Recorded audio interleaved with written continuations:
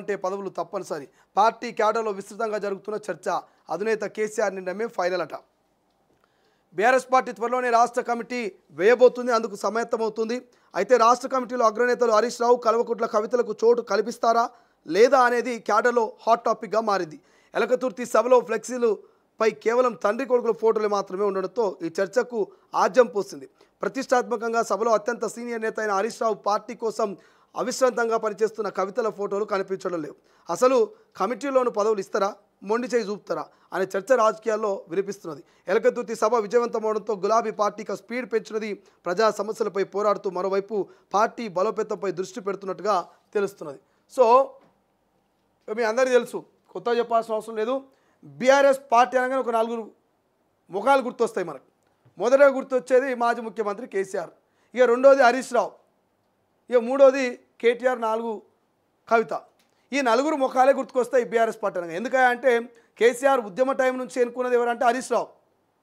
So Harish Rao కీలకమైనటువంటి వ్యక్తి అని గత కొన్నేళ్ల నుంచి కూడా చర్చ జరిగింది.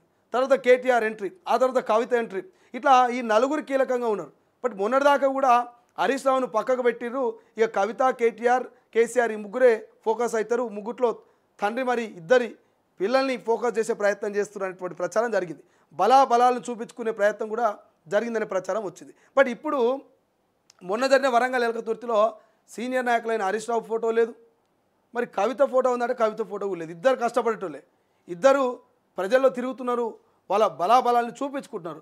మరి ఇటువంటి హరీష్ రావుకు, కవితకు మరి రేపు భవిష్యత్తులో పార్టీలో కీలక పదవులు ఇస్తారా ఇయ్యరా? ఎందుకంటే అధ్యక్షుడి మార్పో, వర్కింగ్ ప్రెసిడెంటో, లేకపోతే ఇంకోటి ఏదైనా ఒక పదవులు ఇచ్చే అవకాశం ఉంది కదా పార్టీలో. మరి ఎన్నుకోవాల్సినటువంటి బాధ్యత ఉన్నది కాబట్టి మరి ఇప్పుడు అందరూ బీసీ నినాదం ఎత్తుకొని బీసీ అధ్యక్షుని చేస్తున్నారు, బీసీ వర్కింగ్ ప్రెసిడెంట్ అని చేస్తున్నారు.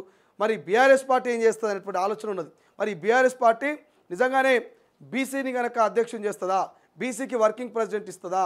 ఒకవేళ బీసీకి అధ్యక్షుడు, బీసీకి వర్కింగ్ ఇస్తే మరి హరీష్ రావు పరిస్థితి ఏంది, కవిత పరిస్థితి ఏంది? పట్టించుకుంటుందా క్యాడరు? ప్రయారిటీ ఉంటుందా బీఆర్ఎస్ పార్టీలా? ఇప్పుడు ఇంతగానో కష్టపడితేనే ప్రయారిటీ లేదు హరీష్ రావుకి. రేపు ఏ పదవి లేకపోతే ఇంకేం ప్రయారిటీ ఉంటుంది ఒక ప్రశ్న మరి హరీష్ రావు అభిమానుల్లో, బీఆర్ఎస్ నేతల్లో గందరగోళాన్ని సృష్టిస్తుందట. చూద్దాం మరి ఏమవుతుందో. బట్ ఏదేమైనప్పటికీ మాత్రం కల్వకుంట్ల ఫ్యామిలీలో ఒక రకమైనటువంటి పదవుల లొల్లి మొదలైనటువంటి చర్చ మాత్రం సోషల్ మీడియాలో పెద్ద ఎత్తున జరుగుతున్నది. కాంగ్రెస్ కూడా అదే ప్రచారం చేస్తున్నది.